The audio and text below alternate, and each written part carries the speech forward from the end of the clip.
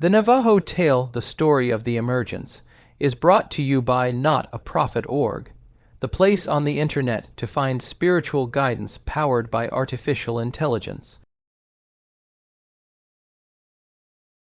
They asked the turkeys whether they wanted to go with Estsan-ah-tlehay. The turkeys could not make up their minds, but were going back and forth between the different people. So then they told the turkeys that they must go to Sylph Mount Taylor, which they finally did. Estsan, the first woman, did not want Estsan-ah-tlehay to go away to the west, but the gods said, "It must be so, and she must start in the morning." When morning came, they had the ceremonial before traveling. First Estsan-ah-tlehay made some white shell ceremonial mush, and Estsan made red shell mush. Estsan-ah-tlehay made the mush in a big black pot, and as they stirred the coals under it, they said a prayer, and while they stirred it with a pudding stick, they prayed again, raising the stick towards the sky. Then the gods and the 12 people who were going to the west sat down on one side of the Hagan, while those who were opposed to their going sat on the other side. Then the people with Estsan-ah-tlehay ate, rubbing themselves and blessing their food, and praying to be strong and not tired during the journey.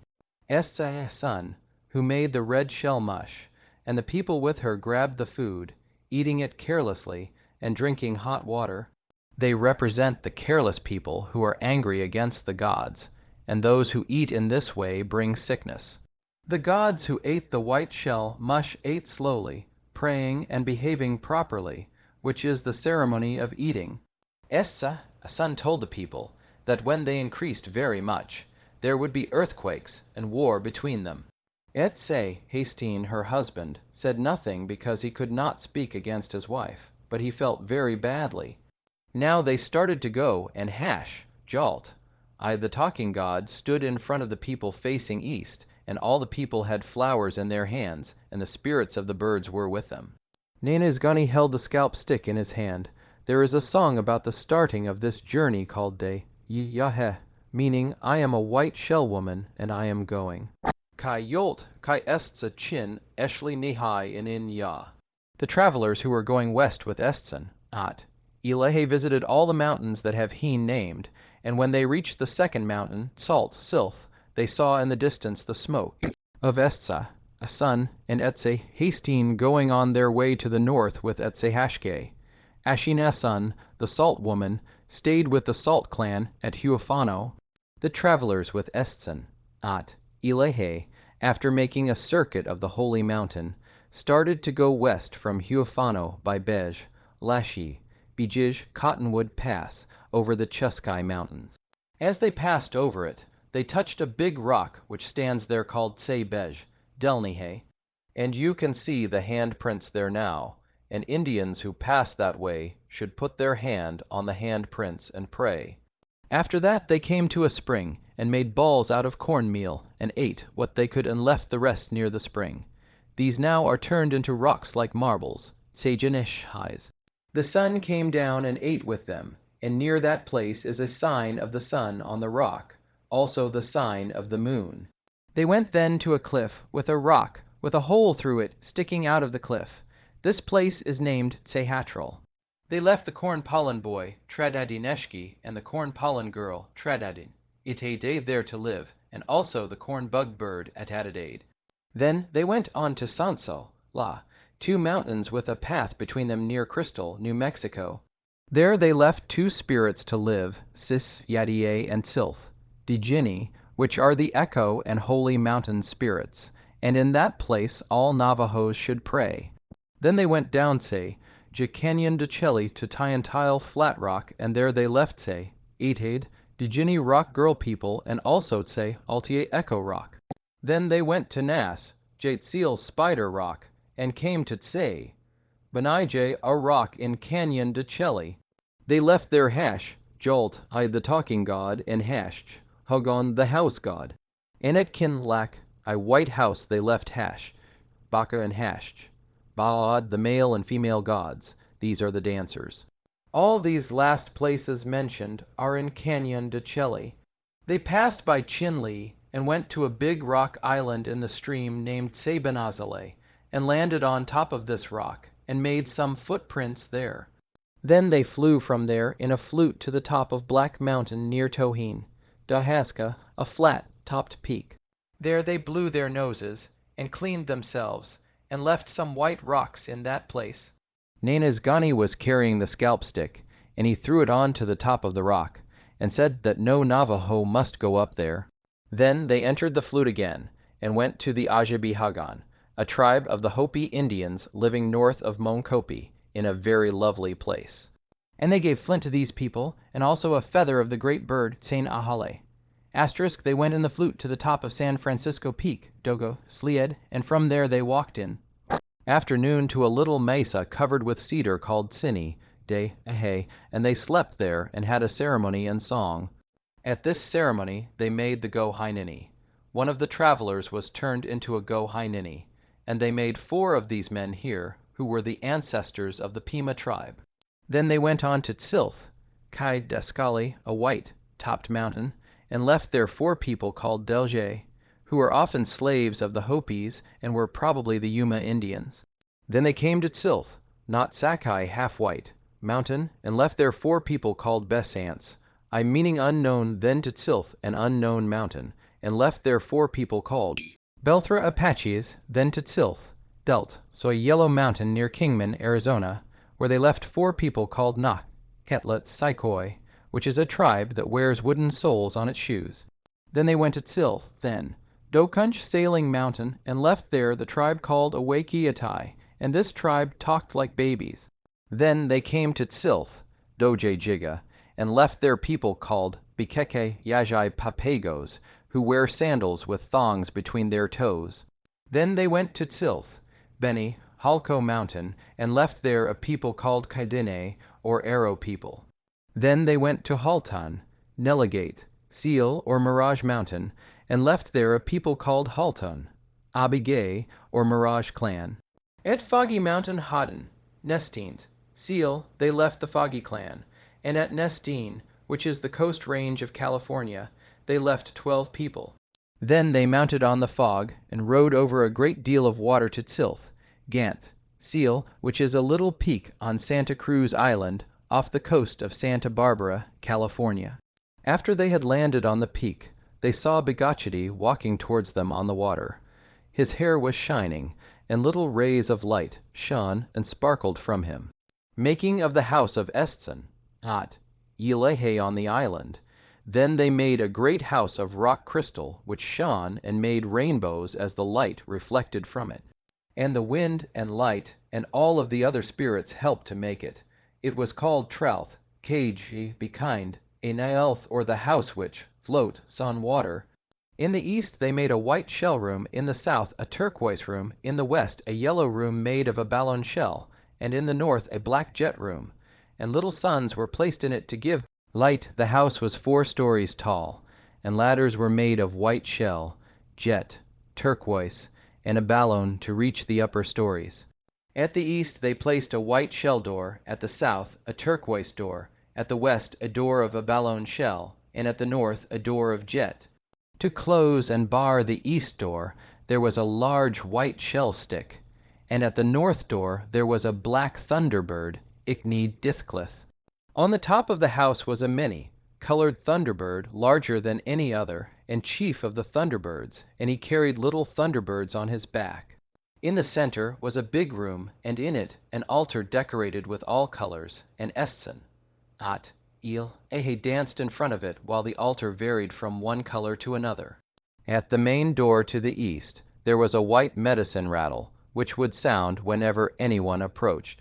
This was the home of Estsan-ah-tlehay, and there is a song about this. Meanwhile, the salt woman, Ashina's son, who was left at Huafano, went to the hill near Crystal, New Mexico, wondering where she could make a home. But she did not like it there, so she returned to Huafano and started out again. She went to Zuni, where she wandered about for a while, and made a hole in a big cliff near there, which is still there. The Zunis did not like her very much, but still they did not want her to leave. Then she went to Nohapa, which is near there, and then to Tsain-ah-day, which is a holy place in the ground south of Zuni, and there she stayed. It is a place where there are two peaks, one of which is female and the other male. She told all the different tribes to come and visit her occasionally and get salt there. When the people go there and try to get salt, they should dress like Ye and know a certain song called Ashin, a son, Bayan's salt woman's song. If they do not know this song, they should sing the song of Estsan-ah-tlehay. Then they must stand in line and say, "Grandmother, come give me some water." And the water will come rushing in all around them, and then the people can reach down and get the salt. If this song is not sung, the salt grows hard as granite, and no one can get any. This is forever the home of the salt woman. Nanes, Gani, and Tobakiskin came back from the home of Estsan-ah-tlehay and went to where the rivers, the Piedra and the San Juan, meet on the other side of Blanco. They came back in order to teach the Navajos about the ceremonies, and they also took part in the ceremonies, and helped the people, and explained the ceremonies to them. The twins went back occasionally to the island to visit their mother, and stayed 4 days at a time, and then they came back to their home again. Creation of more people by Estsan-ah-tlehay. Estsan-ah-tlehay, the changing woman, began to be lonely. The mirage made the mountains of the world grow taller, and then she would take a rock crystal and use it as we do a telescope, and she was able to see a great distance, and this she did whenever she was lonely. She decided to make more human beings to live with her, so she sent word to all the gods to come to her and have a council. And they came and went into the ceremonial house, the four-colored crystal house on the island, and the gods stood together on one side and the twins on the other, and Estsan-ah-tlehay said to her, "Boys, we are going to create more people, for I am lonely." The sun brought down a turquoise man and a white shell woman, which were very small like little images. These were named Doklajeshki, turquoise boy, and Yolt, Kayetade, white shell girl, and the sun said to the changing woman, "Find out how to make more people like these images." The changing woman bathed herself, and when she had bathed, she rubbed herself on her right side, and with the dead skin which she had rubbed off, she wrapped the little white shell image, and then the sun rubbed himself on the right side, and with the skin that was rubbed off, he wrapped the turquoise image. These small images were the ancestors of the Hushklishni clan, or Mud clan. Estsan-ah-tlehay and the sun took the skin from their left sides, and with this dead skin they made the Tok-Litsoni, or Yellow Water clan.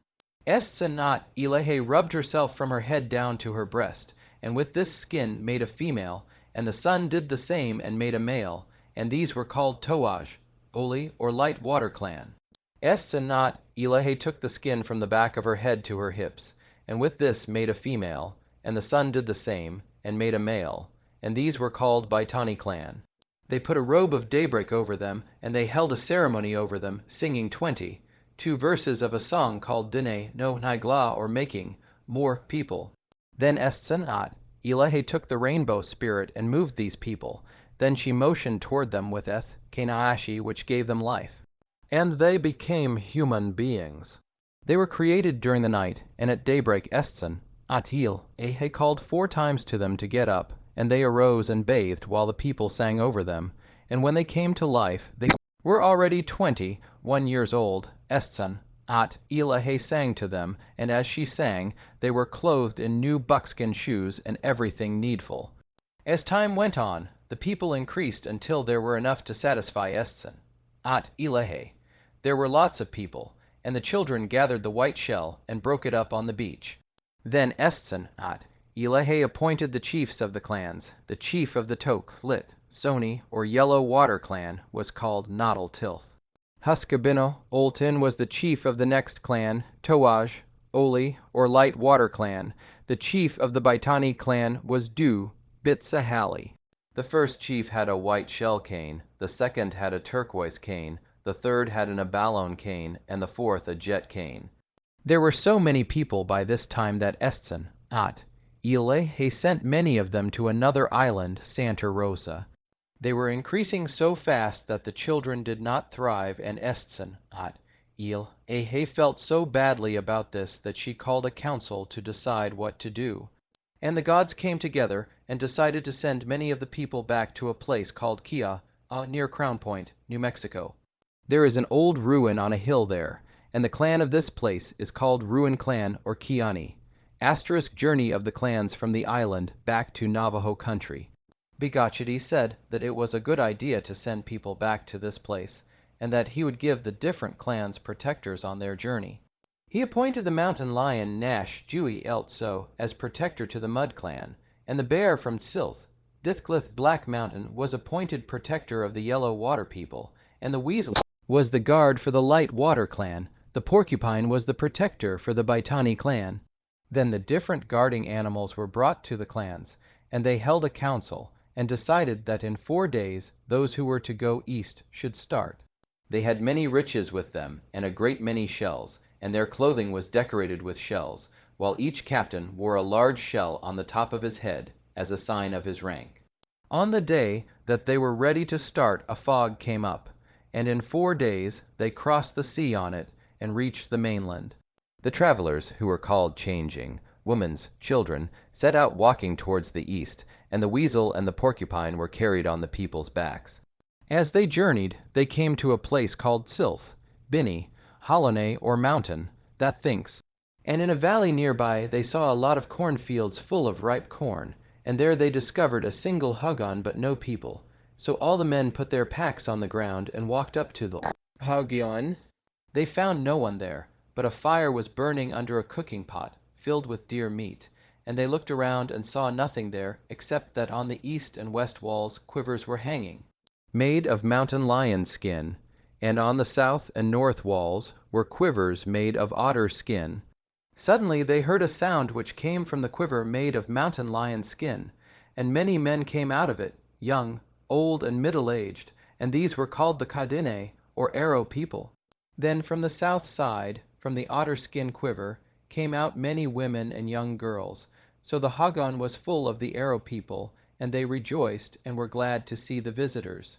The rest of the travelers came up with their packs on their backs, and when evening came they all met together and told stories. The names of the Arrow people and of the travelers were similar, and they all had tobacco. The travelers told their story, and told where they were going to, and where they had come from. And the Arrow people said to them, Estsan-ah-tlehay is our mother too. And they all made friends, as they were all relations. The Arrow people had plenty of food, and gave the travelers many ears of roasting corn, and then they all went to sleep. The travelers stayed at this place a month, and the Arrow people gave them part of their cornfields to feed them, and some of the travelers married there. Then the chiefs of the travelers said to one another, We have stayed long enough in this place, we must move on. And they started on their way, one of the Arrow women going with them, and they had a lot of corn to eat. After they had traveled for a while, the chief of the Mud Clan tried to find water by sticking his cane in the ground, but got no water, only mud, and that is the reason why his clan is named Mud Clan. Then the chief who had the turquoise cane stuck that into the ground, and nice blue water gushed out of the ground. The chief who had the abalone shell cane thrust it into the ground, but the water that came was salty. And when the jet cane was used, the water that came was black. 4 days after they had left the Arrow people, their bear guard began to roar, and then he sang a song called Shanra.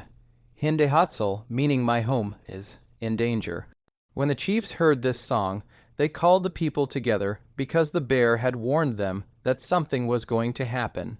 Then the Arrow people overtook them suddenly, and surrounded them armed with bows and arrows. The bear ran towards the east and circled around the travelers, biting the Arrow people. And he circled the travelers 4 times, protecting them from the hostile Arrow people. The next day they started hurriedly without breakfast, and traveled on while the bear came behind to guard them.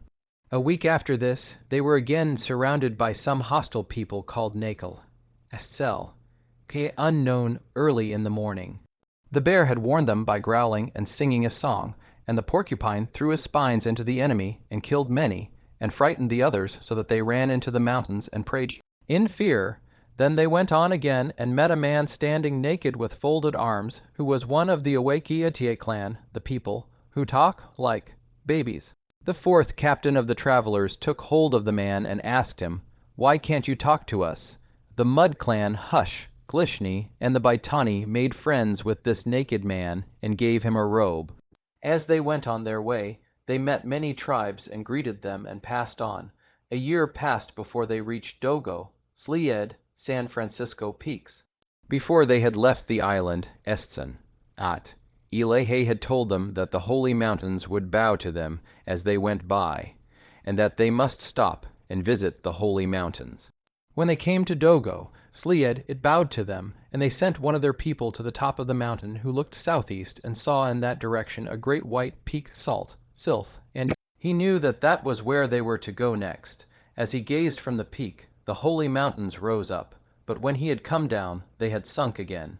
And he told the people that he had seen where they were to go next, and that he knew the way there. So they journeyed on, but their guide grew confused and mistook the direction. And they went northeast instead of southeast, and crossed the little Colorado River, and they were terribly hungry, and so was the mountain lion guard, who waved his tail. The guide went hunting to try to find food, and the mountain lion went out at night and killed many antelope. In the morning the people were fed, and stayed there for several days after this. The lion killed 8 antelopes every night for them, so that they had plenty of food. They went on to the north and came to the Painted Desert in the springtime, and they were dying for lack of water, for the 4 canes of the chiefs could not find any. At length they came to a bluff where there was a cave, and the captains tried to find water with their canes, but only found very little. And the bear guard went up to the cave and dug, and made a spring there, and they called the spring Shush, O Bear Spring. It is near Navajo Mountain, Arizona. They journeyed on and came to a place near Fort Defiance. Estsan-ah-tlehay had told them to leave the porcupine on Silth, Chin-Lee Mountain, and they very nearly forgot to do this. But after they had passed the mountain, one of the captains remembered what Estsan-ah-tlehay had told them, and they went back and left the porcupine on Silth, Chin. They passed to the north of Lee, and found great difficulty there in getting game. Even the mountain lion guard could not find any. The weasel then began to nod, and told them to go to sleep, and while they were sleeping, the weasel went out and hunted, and the next morning they found that he had killed many rabbits and placed them around the fires, so all the people had plenty to eat, and they thanked the weasel and patted him. They went on to Tsane-ah-kone, but knew they were going in the wrong direction, so they turned back and went through the Lukachukai Mountains. They traveled by a canyon, and as they went the bear danced, and it is now called the Dancing Canyon. They came near Totelnah, and then over the plain and Petrified Wood Mountain towards Crown Point, and in the gap they heard some people talking about hunting. The people were the Kih-ah-ah Clan or Ruin people, and they had a bear and a snake to guard them, and when they saw the travelers approach, they took up their bows and arrows, thinking the travelers were enemies. The bear guard of the Kih-ah-ah people and the bear who guarded the travelers ran towards each other angrily, and the big snake, Klishso, of the Kih-ah-ah Clan, and Nashtui, the mountain lion who guarded the travelers, also ran towards each other and started to fight. But as they approached, the bears recognized each other, so that they made friends. When the people saw that their guards were friendly, they all made friends, and the Kih-ah-ah people asked the travelers where they had come from, and the travelers learned the name of their hosts. The travelers said that Estsan-ah-tlehay was their mother, and that they had come from her home, and the Kih-ah-ah or Ruin people said, "She is our mother, too." And the chiefs of the travelers and of the Ruin people looked so much alike that they could not be told apart, and their names were almost the same, also their pipes, also their tobacco pouches. The white shell tobacco pouch was decorated with turquoise, the abalone pouch was decorated with jet, and the jet pouch with abalone, and the turquoise pouch with white shell. The first captain's tobacco pouch had a large white shell pipe in it, the second captain's tobacco pouch had a big turquoise pipe in it, the third captain's had an abalone shell pipe in it, and the fourth captain's had a jet pipe in it, and there is a song about these pouches which is called Nato, Bayan, Tobacco Song. Then all the people talked together and visited each other, and told stories and smoked, and had a big feast. The chiefs all made speeches, and they asked who had Etsay, and tea a kind of early corn, and the Kih-ah-ah people said, "We have it." They talked a long time about many things and used the playing stone called a spinny, a small stone, and another called juggy. And they played a game in which they used the following stones: Nejai, Wunshi, Tsi, Na Bin, Ithbithi, Binsky, Bakaz, Tila, also two stones joined together called Bayas.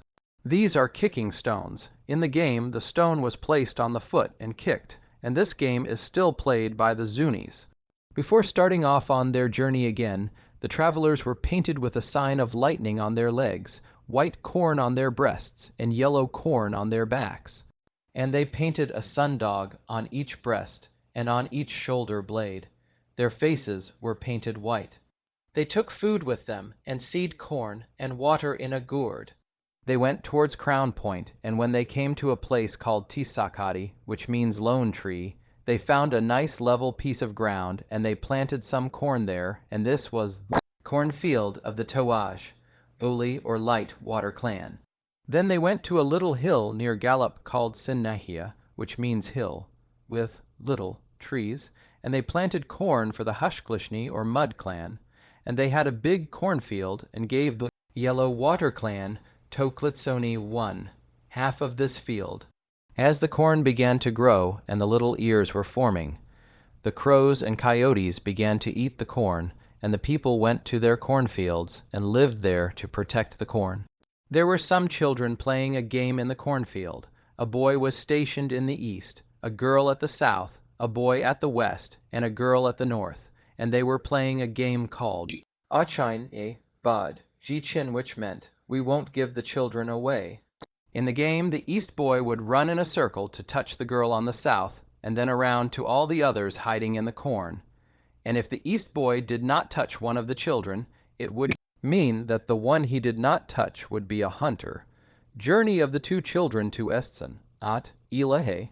It began to rain a little, and a rainbow appeared from the north and touched the edge of the cornfield.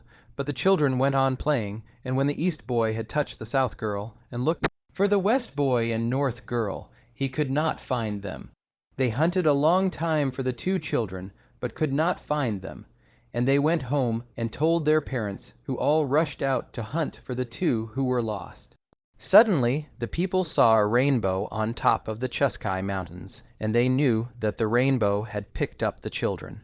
So they had a little ceremony and made 4 footprints outside of their houses out of white corn, and 4 footprints and handprints of corn pollen inside the houses, and prayed. They sent a messenger to another village of Kih-ah-ah people, and to all the other villages, that they must keep the days holy until these children came home again. The people were right, for the rainbow had taken up the children, and carried them to the Chuskai Mountains, and then west to the seashore. And on the rainbow stood Hash, Jaltai and Hasht, Hagan, one on each side of the children.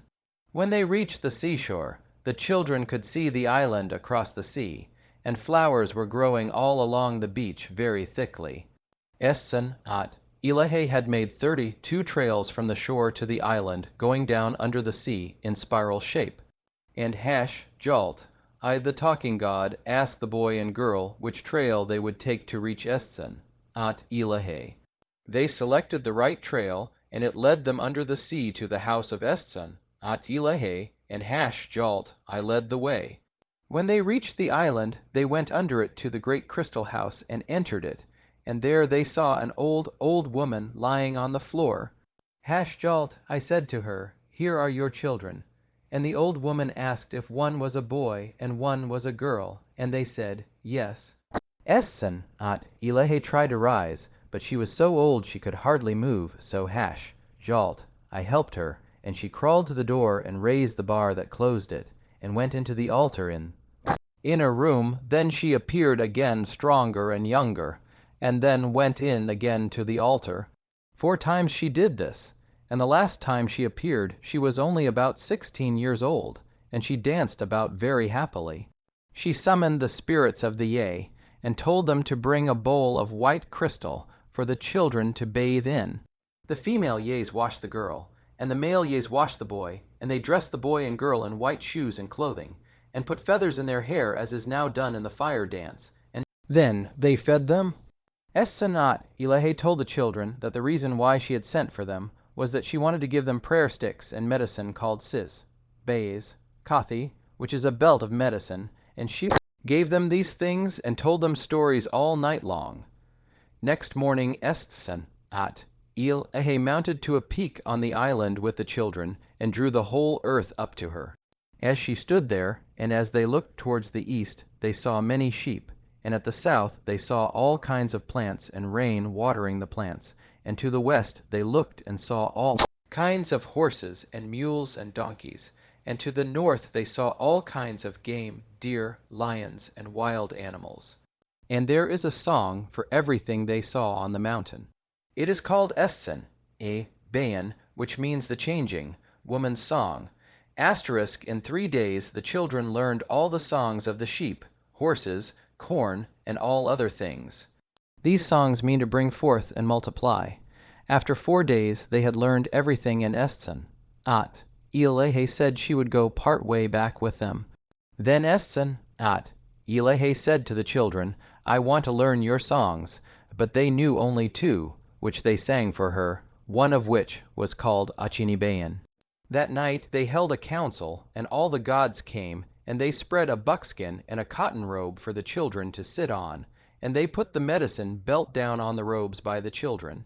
The gods sang all night, and at daybreak Estsan-ah-tlehay showed them many sheep, cows, and horses at Cis-nah-tlehay near Quibdó, New Mexico, and said to them, I give these animals to you, and now you know my songs, and you must go back and teach them to your people, and tell them never to forget them. I will give you your names. The boy will be called Natahian-Ajani, which means establishment and end of the created, law or standing for the law. The girl will be named Napa, which means white shell, woman of the future, and these names must not be forgotten. The 2 children went back in a flash on the rainbow to their home, Kih-ah-ah. As they approached it, Hash-jalt, I gave his call 4 times, and the people saw them coming all dressed in feathers. Hash-jalt, I sang to the people the last Hugon, Bayan house song, and the children taught Estsan-ah-tlehay song to the head men. 2 men learned their song by heart, and taught it to the other people. When all the ceremonies, bechai, bear ceremony, and all, had been learned, Bitahni left the people, and never appeared again. Bitahni said, possibly someday this world will be destroyed by flood, fire, or cyclone, and then I will come again. The rainbow will give you the signs, and if the rainbow lasts all day long, that will mean that something dreadful is going to happen. 2 other bad signs are a rainbow around the sun, which means rain or sandstorm, and if dil, yesi does not grow.